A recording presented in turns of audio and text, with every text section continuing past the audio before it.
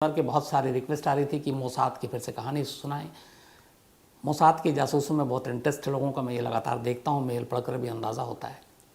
तो आज बारी है मोसाद की एक खूबसूरत लेडी जासूस की, और ये कहानी एक ऐसी कहानी से जुड़ी है जिसमें एक वक्त में पूरी दुनिया में भूचाल आ गया था, जब एक रिपोर्ट छपी थी ब्रिटेन के अखबार में, और उसके बाद क्या कुछ हुआ इजराइल को लेकर, एक कोहराम मचा था।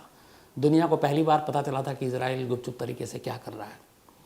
आपको शुरू से पता है कि इजराइल 1948 में जब बना पहला यहूदी मुल्क, तो इजराइल के चारों तरफ अरब देशों के सरहद जुड़ते हैं जिनके साथ इजराइल के रिश्ते कभी अच्छे नहीं रहे, फ़िलिस्तीन को लेकर। तो जब इजराइल एक देश के तौर पर जन्म लिया तो इजराइल को शुरू से ये मालूम था कि अगर सर्वाइव करना है चारों तरफ से इन अरब देशों के साथ, तो ताकतवर बनना पड़ेगा। और इसीलिए वो अपनी मिलिट्री इंटेलिजेंस, जिसके बाद मोसाद का भी जन्म होता है, दुनिया के सबसे कहते हैं होनहार, सबसे खूंखार जासूस जिसके पास हैं। पर इन सब के साथ साथ इजराइल को ये भी था कि उसके पास न्यूक्लियर वेपन होना चाहिए, ताकि आसपास जो दुश्मन देश हैं उनसे अपना बचाव किया जा सके। तो इजराइल के जन्म के बाद से ही इजराइल न्यूक्लियर प्रोग्राम में लग गया, लेकिन उसने दुनिया से इसको छुपा कर किया था। हालांकि फ्रांस उसकी मदद कर रहा था, बट जब भी उससे पूछा जाता तो वो हमेशा या तो इनकार करता ना इकरार करता, बट कहता कि मैं जो भी कर रहा हूँ शांति के लिए। लेकिन इजराइल अपने न्यूक्लियर प्रोग्राम पे काम करता रहा था। आज की कहानी उसी न्यूक्लियर प्रोग्राम से जुड़ी हुई है। एक ऐसे शख्स की कहानी है जो एक राज खोलने जा रहा था, और इजराइल नहीं चाहता था कि वो राज दुनिया के सामने आए, और उसके लिए उसे ट्रैप करना था। वो जिस देश में था वहाँ पे इजराइल ये भी नहीं चाहता था कि उस देश में कोई खून खराबा हो या उसे जबरन लाएं, ज़बरदस्ती लाएं, क्योंकि उस देश के साथ इजराइल के बड़े अच्छे रिश्ते थे। उस वक्त वहाँ की prime minister Margaret Thatcher, England की बात कर रहा हूँ, उनके साथ बड़े अच्छे रिश्ते थे। इंग्लैंड की खुफिया एजेंसी KGB के साथ अच्छे रिश्ते थे। तो अब इजराइल को ये था कि अपने उस दुश्मन को जो उनका राज फाश करने जा रहा है, उसे इंग्लैंड से इजराइल लाना है, लेकिन बिना खून खराबे के और बिना उसकी मतलब खिलाफत के, उसकी मर्जी से उसे इंग्लैंड से बाहर निकालना है। काम मुश्किल था और इसके लिए एक हनी ट्रैप का जाल बिछाया गया। तो पूरी कहानी आपको बताऊं, शुरू करते हैं। मोर्डेस्वाई वनूनू नाम थोड़ा सा टफ है, तो वनूनू ही पूरे इसमें नाम लेंगे कि उसका नाम असली वनूनू ही था। वनूनू एक नौजवान, हालांकि इसकी पैदाइश मोरक्को में हुई। फादर एक ग्रोसरी शॉप चलाते थे, ये लोग मोरक्को में रहते थे, लेकिन फिर मोरक्को में कुछ हालात ऐसे बने कि इन लोगों को 1963 में मोरक्को छोड़कर इजराइल जाना पड़ा। अब वनूनू के पिता जो थे वो एक यहूदी थे, तो वनूनू का जन्म जो है एक यहूदी परिवार में हुआ। और इजराइल की खासियत है कि वो अपने लोगों को चाहे दुनिया के किसी भी देश में हो फ़ौरन अपना लेता है। तो वनूनू भी मोरक्को से उसका परिवार इजराइल पहुंचता है 1963 में। वहाँ कुछ दिनों के बाद उसके फादर वहीं पे एक दुकान खोलते हैं। ज़िंदगी ठीक ठाक चल रही थी। वनूनों को स्कूल भेजते हैं, पढ़ाई लिखाई करते हैं, और वो एक रब्बी थे, एक धार्मिक गुरु थे एक तरह से वनूनू के फादर। तो इजराइल में उनकी अच्छी खासी वक़्त थी, अच्छी खासी हैसियत थी। धीरे धीरे स्कूल के बाद फिर कॉलेज फिज़िक्स की पढ़ाई की। इसके बाद वनूनू वहीं पे छोटी मोटी अलग अलग नौकरी करने लगा। पहले वो फोर्स में गया, वो बनना चाहता था इजराइल एयरफोर्स का पायलट, बट एग्ज़ाम में फ़ेल कर गया। फिर उसने कुछ दिन आर्मी के लिए काम किया, कुछ दिन और कुछ काम किया, और फिर सब करते करते आखिरकार उसे 1963 में ये लोग पहुँचे थे, और 1980 के आने के आसपास इजरायली फ़ोर्स में काम करने का मौका मिला वनूनू को। इजरायली फ़ोर्स के साथ वो जुड़ा रहा, काम करता रहा। 1976 में वनूनू को पता चला कि इजराइल का एक न्यूक्लियर प्लांट भी है, जहाँ पे ये होता था कि कपड़े या बाकी चीज़ें बन रहे हैं दुनिया से छुपा कर। और ये जो प्लांट था, ये इजराइल में जो एक जगह थी वो था नेगेवे रेगिस्तान।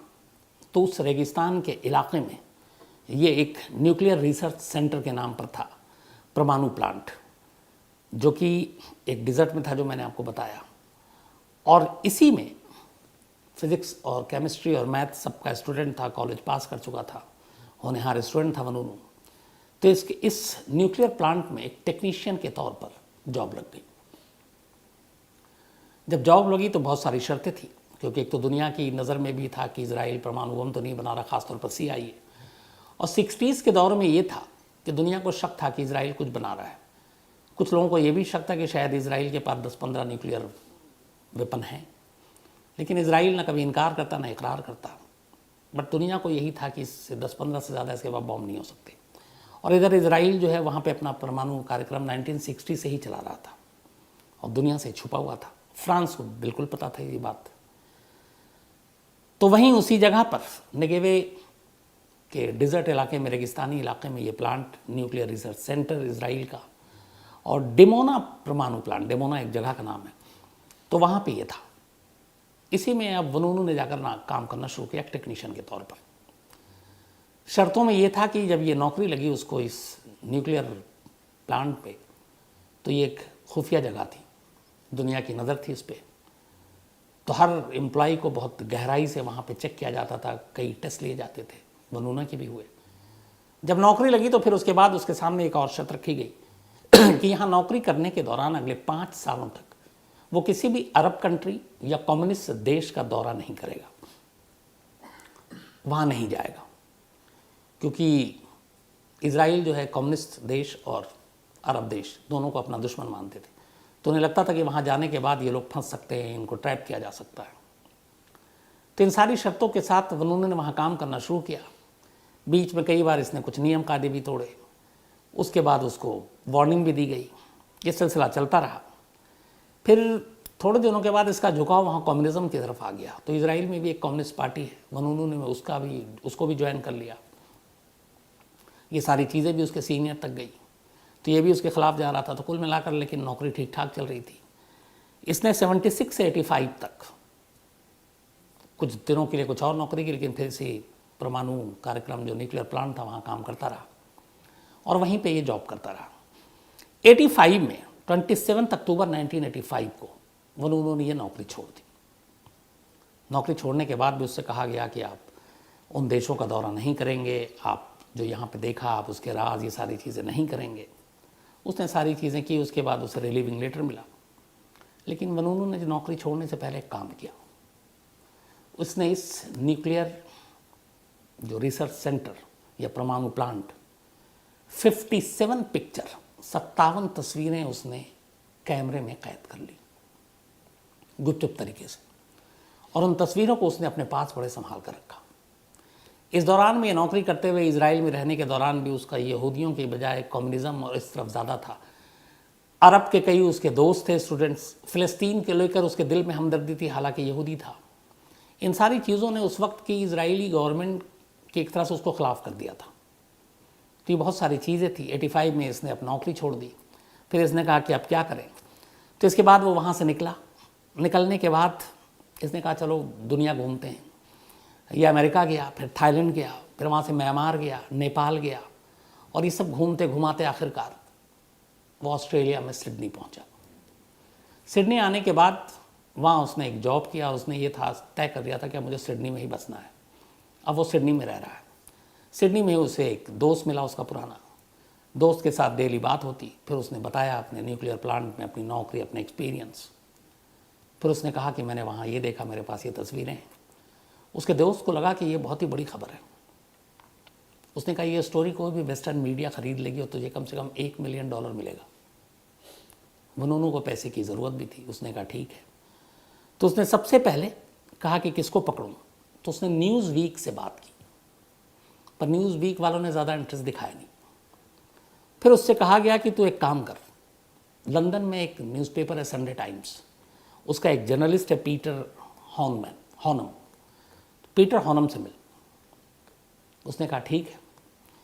इसके बाद अब वनून ने पीटर हॉनम से कांटेक्ट किया और उसने कहा कि ऐसे ऐसे ये दुनिया समझती है कि इजराइल का जो न्यूक्लियर प्रोग्राम है वो काफ़ी छोटा है, 10-15 बॉम्ब है, लेकिन मैंने वहाँ पे जो काम किया है एज ए टेक्नीशियन, जो मैंने अपनी आँखों से देखा है वहाँ जिस तरीके से प्लेटेनियम और बाकी चीज़ों की इस्तेमाल हो रहा है, तो उसके हिसाब से ये था कि कम से कम 150 to 200 के बीच में इजराइल के पास न्यूक्लियर बॉम्ब है।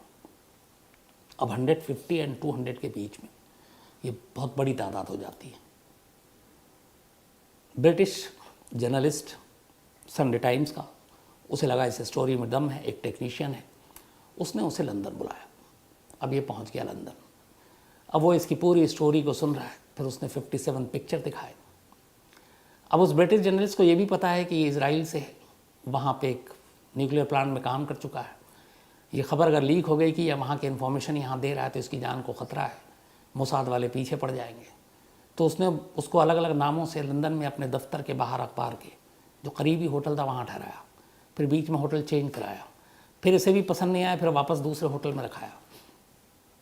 ये सब चलता रहा। अब वनून लंदन में है और वहाँ पे उसके सारे इस आर्टिकल पे काम हो रहा है और इस संडे टाइम्स में उस जर्नलिस्ट को उसकी पूरी रिपोर्ट छापनी है। सारी बातचीत, कई मीटिंग्स के बाद, फ़ोटो के बाद डील हो ही चुका था, पैसे मिले। अब इस खबर को कंफर्म करना था क्योंकि एक टेक्नीशियन एक न्यूक्लियर प्लांट में काम करके आया कुछ साल, तो उसके भरोसे पे एक जर्नलिस्ट एक ऐसे अखबार जिसकी साख है, एक तरफा स्टोरी नहीं छाप सकता। और जर्नलिज्म का एथिक्स है कि आप हमेशा क्रॉस चेक करें, एक के ख़िलाफ़ है तो आप दूसरे तरफ से भी आप उसको पता कीजिए।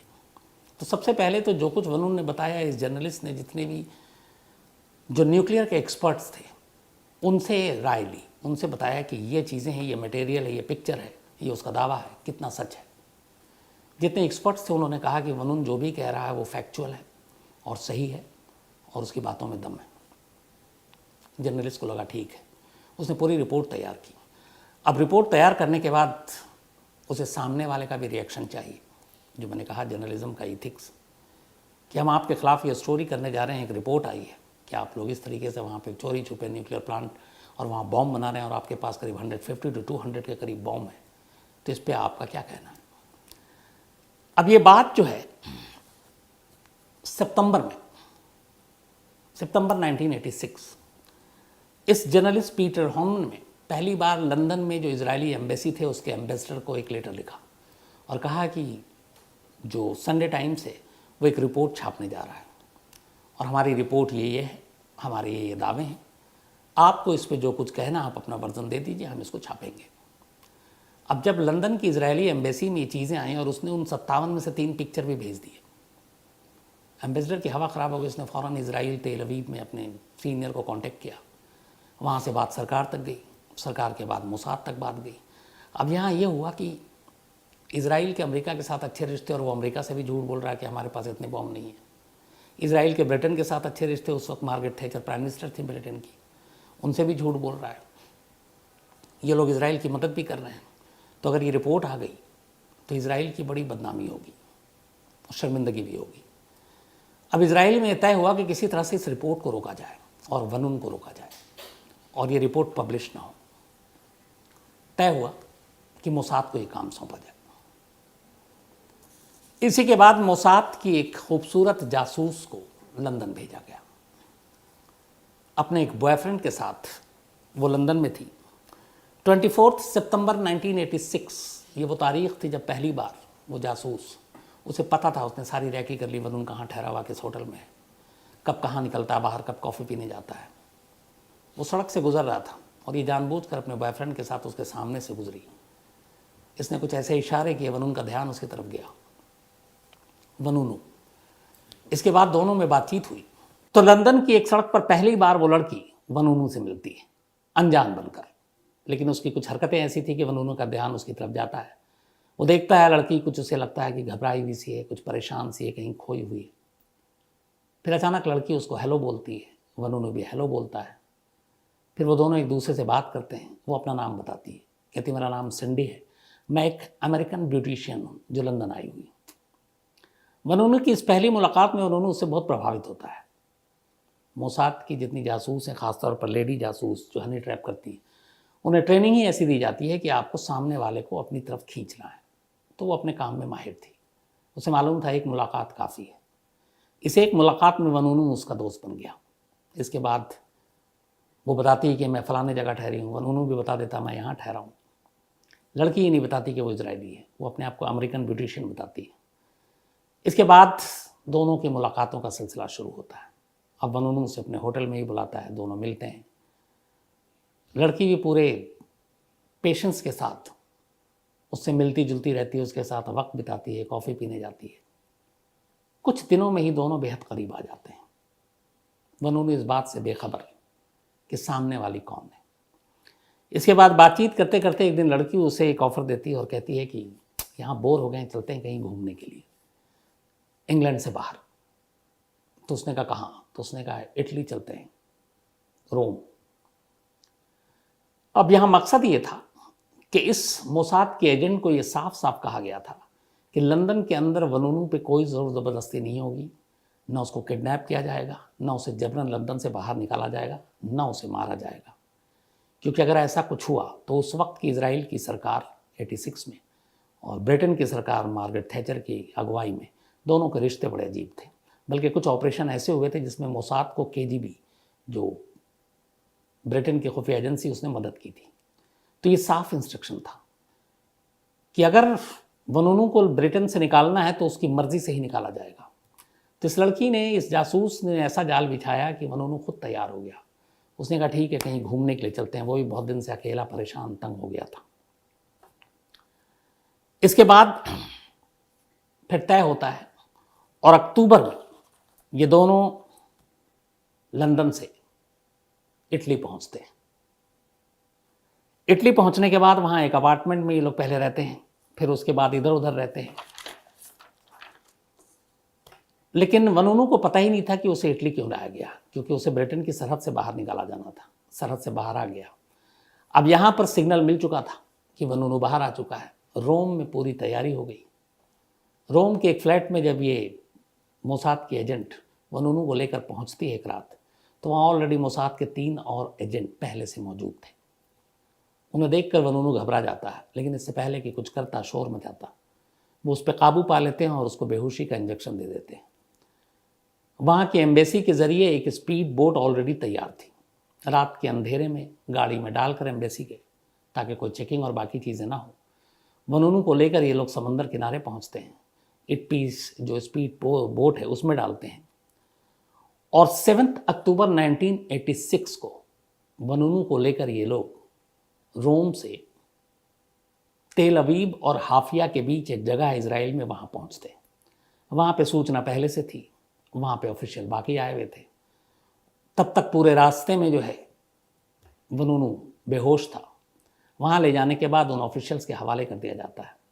इसके बाद वनूनू के ऊपर एक जुल्म सितम का दौर शुरू होता है।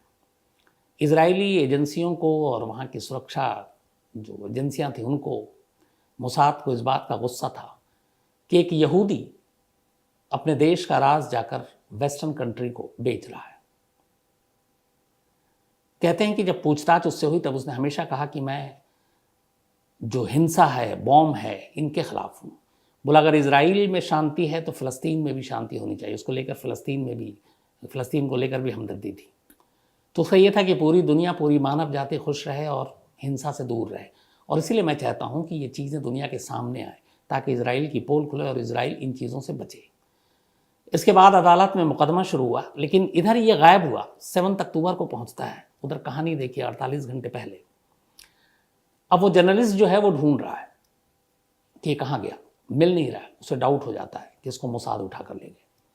7 अक्टूबर को वनूनू इजराइल पहुंचता है और उससे 48 घंटे पहले 5 अक्टूबर 1986 को इसी अखबार में, संडे टाइम्स में, जर्नलिस्ट पीटर होनम की ये पूरी रिपोर्ट छप जाती है। उस रिपोर्ट को जो हेडलाइन दिया गया था वो ये था, reveal the secrets of Israel nuclear Arsenal. अब इस रिपोर्ट के छपते ही पूरी दुनिया में कोहराम मच जाता है। जितनी बड़ी बड़ी खुफिया एजेंसी थी वो शर्मिंदा हो जाती हैं कि वो बरसों से लगी हुई हैं, लेकिन इजराइल का राज उन्हें नहीं मालूम। और यहाँ एक न्यूज़पेपर, एक संडे टाइम्स ब्रिटेन का, वो एक खुलासा कर रहा है कि इजराइल के पास 10-15 नहीं बल्कि उसके हिसाब से 150 से 200 के बीच न्यूक्लियर वेपन है। वो सारी तस्वीरें, सारे एक्सपर्ट्स के कमेंट्स, एम्बेसी को कांटेक्ट किया, ये सारी चीज़ें डिटेल के साथ इस रिपोर्ट में शामिल थी। और इस एक रिपोर्ट ने इजराइल को परेशान कर दिया। इजराइल वनूनू को तो उठा कर ले आया, लेकिन उस रिपोर्ट को छपने से रोक नहीं पाया। और उसके इजराइल पहुंचने से 2 दिन पहले इस न्यूज़पेपर में ये रिपोर्ट छप गई। इजराइल इस गलतफहमी में था कि शायद उनकी ऑफिशियल वर्जन और वो रिएक्शन के बाद ही ये रिपोर्ट छपे, उसके बिना छापेंगे नहीं। लेकिन इस बीच में जो कहानी में ट्विस्ट आई कि वनूनू अचानक गायब हो गया, जिसे होटल में इस अखबार वालों ने रखा था, वो उसको कुछ बिना बताए हुए, तो उन्हें डाउट हो गया कि वो कस्टडी में है। तो इसीलिए उन्हें मजबूरन ये रिपोर्ट छापनी पड़ी और उस रिपोर्ट के साथ उन्होंने ये भी अंदेशा जताया कि वनूनू को किडनैप कर लिया गया है और वो इजराइल में है। इजराइल इससे मना करता रहा। 7 अक्टूबर को इसराइल पहुंचा था, 5 अक्टूबर को ये रिपोर्ट छपी थी। इजराइल उसके बाद महीने भर तक मना करता रहा। आखिरकार 9 नवंबर 1986, 9 नवंबर 1986, यानी कि वनूनू को किडनैप करके इजराइल लाने के 2 महीने बाद इजराइल और इजराइल सरकार को यह मानना पड़ा कि वनूनू उनके कब्जे में है। इसके बाद मुकदमा चला। मुकदमे में देश के खिलाफ देश के राज को बेचने का इल्ज़ाम लगा और कहते हैं कि इसके लिए वहाँ पे इजराइल में जो सज़ा है वो सज़ाए मौत है, डेथ पेनल्टी। लेकिन इजराइल का एक और कानून है, अब उसे आप अच्छा कहें या बुरा कहें मुझे नहीं मालूम, लेकिन कानून ये है कि वहाँ की जिस जुर्म के लिए सज़ाए मौत है, वो जुर्म अगर एक यहूदी ने किया है तो फिर वो उसे डेथ पेनल्टी या सज़ाए मौत नहीं देते, फिर उसे साल में तब्दील कर देते हैं, उम्र कैद 20 साल, 30 साल, 40 साल। अब यहाँ पे वनूनू एक यहूदी था और जो जज फैसला सुना रहा वो भी एक यहूदी है। यहाँ तक कि जो सरकारी वकील जिसने ये पूरा मुकदमा लड़ा वनूनू के खिलाफ, उसने भी अपने मुकदमे की पैरवी ख़त्म करने के बाद अदालत से ये तो कहा कि कड़ी से कड़ी सज़ा दी जाए वनूनू को, लेकिन एक बार भी ये नहीं कहा कि इसे सज़ाए मौत दी जाए, क्योंकि वो यहूदी था। और इन्हीं चीज़ों को ध्यान में रखते हुए और इसके यहूदी होने की वजह से जिस जुर्म के लिए मौत की सज़ा मिलनी थी, वनूनू को 18 साल कैद की सज़ा मिली। 18 साल तक वो कैद में रहा। इन 18 सालों में करीब 11 साल तो उसे अकेला तन्हा रखा गया, बहुत टॉर्चर भी किया गया। आखिरी के 7 साल उसे बाकी कैदियों के साथ रखा गया। इस दौरान वनूनू की ये खबर दुनिया भर में आई और दुनिया भर में वनूनू को के चाहने वाले भी पैदा हो गए और उन्होंने इसे एक विसल ब्लोवर के तौर पर भी लिया कि इसने मानवता के लिए एक अच्छा काम किया। दूसरा पक्ष ये था कि इसने इजराइल के ख़िलाफ़ काम किया, लेकिन उसको लेकर दुनिया में बड़ी तारीफ़ भी हुई और बहुत सारे जो मानवाधिकार संगठन है वो इसके सपोर्ट में आए। आखिरकार 18 साल की कैद के बाद 21 अप्रैल 2004 को 21 अप्रैल 2004 को वनूनू को जेल से रिहा किया गया, कुछ शर्तों के साथ। एक, विदेशियों से नहीं मिलेगा, देश से बाहर नहीं जाएगा, ये सारी चीज़ें, और बाकी और कोई बात डिस्क्लोज़ नहीं करेगा। वनूनू ने फिर एक चर्च में शरण ली, कुछ दिन अपार्टमेंट में रहा, फिर एक चर्च ने उसको दिया, फिर वो वहाँ गया। उसने नॉर्वे से मांगी कि हमें पनाह दिया जाए। नॉर्वे ने पहले हाँ कहा, फिर ना कहा। बीच में फिर इसको कई बार वनूनू को कुछ शर्तें तोड़ने के लिए कुछ विदेशियों से, जर्नलिस्ट से मिला, तो उसको 6 महीने की और सज़ा दे दी, एक बार और 6 महीने की सज़ा दे दी रिहाई के शर्तों को के उल्लंघन में। इसमें कई संगठन बाद में आए कि ये जुल्म है, नहीं होना चाहिए, लेकिन ये चलता रहा। आज 2022 है, वनूनू अब भी इजराइल में है, लेकिन पहरे में है। आज भी उसके ऊपर शर्तें लागू। हर साल वो सुप्रीम कोर्ट को चैलेंज करता है कि मुझे पूरी आज़ादी के साथ जीने, जहाँ जाऊँ वहाँ जाने, जिससे मिलना चाहूँ उससे मिलने की इजाज़त दी जाए, लेकिन वहाँ की कोर्ट ने अभी तक इजाज़त नहीं दी है।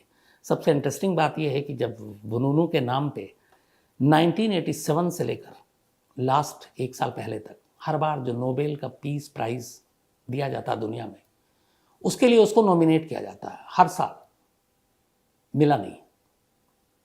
एक बार ऐसी और नॉमिनेट किया गया तो फिर वनूनू नहीं, नोबेल पीस जो प्राइज़ के ऑर्गेनाइजर हैं उनको एक लेटर लिखा और उसने कहा कि इस साल मुझे आप नॉमिनेट मत करो।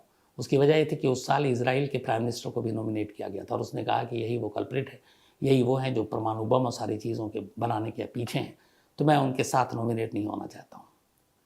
तो अब भी वनूनू वही हैं। अब इस पूरे दौरान में कहानी में एक और चीज़ आती है कि वनूनू को कहा गया कि जब तुम ब्रिटेन से इटली पहुँचे और फिर इजराइल पहुँचे तो तुम्हें मालूम है वो लड़की कौन है? उसने कहा हाँ, उसका नाम सिंडी है, बहुत अच्छी दोस्त है। उसे बताएगा नहीं, वो मोसाद की एजेंट थी। आखिर तक सिंडी के जासूस होने की बात को वनूनू ने नहीं माना। जब रिहा हुआ तो एक बार उसे पता चला और वो किसी तरह सिंडी के घर पहुंच गया। वहाँ गया तो सिंडी का हस्बैंड मिला। उसने सिंडी को पहचान लिया, बट सिंडी ने कहा कि मेरा नाम सिंडी नहीं है। उसका असली नाम था सैरिल हेनिन बेंटोव और वो अपने हस्बैंड के साथ खड़ी थी और सामने वनूनू था जिसे पकड़ने के लिए वो लंदन गई थी, जिसने हनी ट्रैप का जाल बिछाया था। उसने सारी कहानी बताई। फिर उसने कहा कि एक तुम्हारी तस्वीर है मेरे पास, और उस तस्वीर में और इस तस्वीर में ज़्यादा फर्क नहीं है। वो सिंडी असल में कोई और नहीं, सेरिल हेनिन बेंटोव ही थी, इजरायली आर्मी के एक मेजर की वाइफ, जो मोसाद की एजेंट थी, जिसको ये टास्क दिया गया था। और इस एजेंट की दूसरी खास बात यह थी कि इसी सिंडी या सेरिल हेनिन बेंटोव, जब ये सारी कहानी आई और मीडिया में आई कि किस तरीके से एक वनूनू को पकड़ा गया, लंदन से लाया गया यहाँ तक, इसको लाने वाली एक मोसाद की लेडी जासूस थी।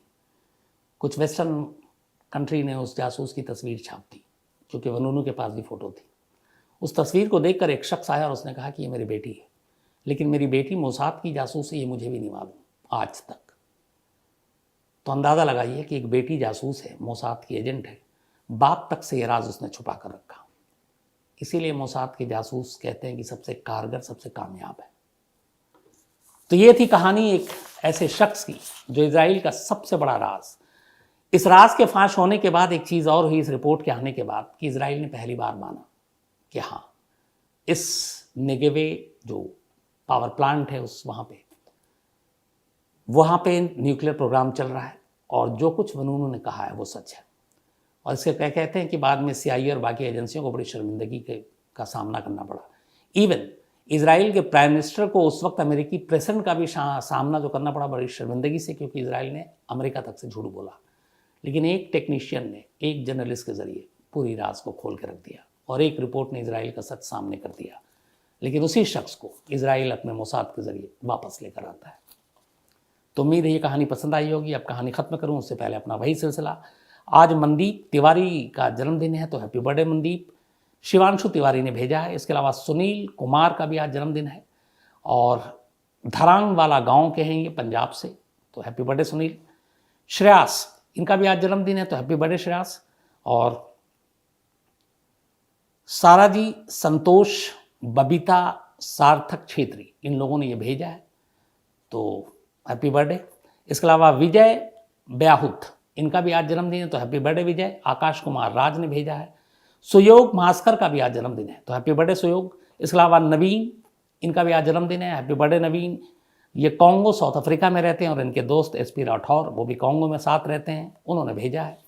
इसके अलावा आज काजल और जानेश्वर पाल, इनकी एनिवर्सरी है, तो आप दोनों को भी बहुत बहुत बधाई। वाजिद सईद, इन्होंने लिखा है कि फिल्म कुली में अमिताभ बच्चन जब घायल हुए थे, जो पुनीत इस्सर की कहानी, क्या वो सच है? बिल्कुल सच है वाजिद साहब। वो एक शूटिंग चल रही थी जिसमें फाइट सीन था, और फाइट सीन चल रहा था, वहाँ पे फाइट मास्टर और तमाम लोग भी थे, लेकिन उसी फाइट सीन के ज़रिए एक्सीडेंट के थ्रू जब टेबल को एक पुश किया जाता है, तो उस टेबल का कोना, पहले तो एक टेबल का कोना अमिताभ बच्चन के पेट में लगता है, और फिर इत्तेफाक से वहीं पे वो घूसा भी जाकर लगता है। और पुनीत इस्सर ने बाद में एक इंटरव्यू में कहा था, चूँकि वो नए नए उस वक्त और अमिताभ बच्चन सुपरस्टार के साथ काम कर रहे थे, कि वो इस सीन को लेकर बड़े एक्साइटेड थे, और इसी चक्कर में उन्होंने बहुत ज़्यादा ही थोड़ा ज़ोर से पंच मार दिया, और उन्हें पता नहीं था कि टेबल का कोना ऑलरेडी वहीं पे लग चुका है। तो एक हादसा था एक शूटिंग के दौरान, इसमें कोई साजिश नहीं थी, एक गलती थी। इसके अलावा सोमेन विश्वास हैं, वेस्ट बंगाल से। इन्होंने कहा वेस्ट बंगाल के लोगों का नाम नहीं लेते, ऐसा कुछ नहीं है सोमेन साहब, मैं कहीं भेदभाव नहीं करता हूँ, आपको पता है पूरा देश अपना है, एक ही है। तो ऐसा नहीं कि बंगाल, बिहार और झारखंड या महाराष्ट्र, पंजाब, गुजरात में कोई मेरा अपना और कोई बेगाना है, सभी अपने हैं। कई बार हो जाता है ऐसा, पर आज आपको ये शिकायत नहीं होगी।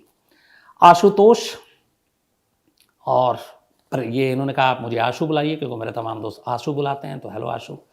मयंक रावत हैं कि स्टोरी की फरमाइश की है। इसके अलावा नृपेन पटेल हैं न्यूयॉर्क से, और इन्होंने कहा कि कभी जुडिशियल के पूरे सिस्टम पे कैसे काम करता है, जैसे कोर्ट कितनी तरह के होते हैं, जज क्या होता है, ट्रायल क्या होता है, बेल क्या होती है, ये सारी अगर कभी बताएं, तो मैंने पहले कभी कई बार किस्तों में बताया है, लेकिन नृपेन साहब किसी एक दिन में पूरी जुडिशियल सिस्टम की आप लोगों को कहानी सुना देंगे। अगर आप लोग वाकई सुनना चाहते हैं कि हमारा पूरा सिस्टम कैसे काम करता है, क्या क्या चीज़ें होती हैं, तो आप ज़रूर मेल करके भी मुझे बताइए। अगर लगेगा कि लोग ज़्यादा सुनते हैं और ये ना लगे कि उनको बोरिंग लेक्चर दे रहा हूँ या किताब या कहाँ वो पढ़ा रहा हूँ मैं बुक से जुडिशियल के बारे में, तो बिल्कुल नहीं सुनाऊँगा। अगर सुनना चाहेंगे तो आप ज़रूर सुनाऊँगा।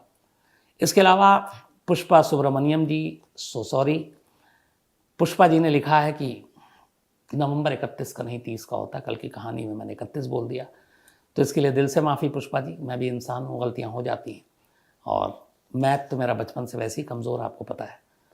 फिर भी ऐसी गलती नहीं होनी चाहिए, लेकिन कई बार हो जाती है, तो इसलिए माफ़ कर दीजिएगा। इसके अलावा चित्रा गांधी जी हैं, thank you so much Chitra ji. Sudhir Dahiya हैं, और कल की स्टोरी जो थी इन्होंने भी सिफारिश की थी, बाकायदा कुछ कटिंग भी भेजी थी। परेश ठक्कर हैं, सरफराज अंसारी हैं, इसके अलावा जितेंद्र कुमार सैनी हैं, दिनेश एमएन आईपीएस की कहानी सुनना चाहते हैं, और भी कुछ लोगों ने कहा है।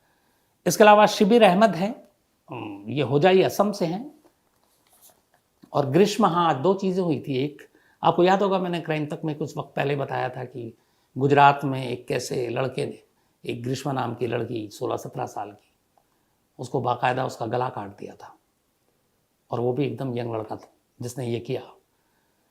करीब 70 दिनों के बाद आज वहाँ की एक अदालत ने फैसला सुनाया, और ग्रीष्मा के कातिल उस लड़के को, जो शायद एक तरफा प्यार में पागल था, उसे सजाए मौत दी है, यानी फांसी की सज़ा 70 दिनों में। बट ये मतलब नहीं है इसका कि उसको फांसी हो जाएगी। मैंने कहा, अभी कहा ही किसी ने जुडिशल सिस्टम, तो अभी लंबी लड़ाई है। इस फैसले के खिलाफ मामला हाई कोर्ट में जाएगा, हाई कोर्ट के बाद सुप्रीम कोर्ट में, सुप्रीम कोर्ट के बाद फिर सुप्रीम कोर्ट में, फिर सुप्रीम कोर्ट के बाद प्रेसिडेंट ऑफ इंडिया के पास। तो 70 दिन में इस कोर्ट ने तो अपना फैसला सुना दिया। निर्भया में भी आपको पता है कि 100 कुछ दिनों में फैसला आ गया था, लेकिन उसके बाद हाई कोर्ट ने 3-4 साल लिए, सुप्रीम कोर्ट ने 4-5 साल ले लिए। तो करते करते करते वो करीब 8-9 साल तो ऐसे ही निकल गए थे। तो ये 70 दिन में आ गया, लेकिन आगे की राह भी आसान नहीं है, आगे वक्त लगेगा। लेकिन ये है कि ऐसी संगीन जुर्म के लिए मुझे लगता है कि संगीन से संगीन सज़ा होनी ही चाहिए, ताकि लोगों के दिलों में खौफ हो, कानून का भी और सज़ा का भी।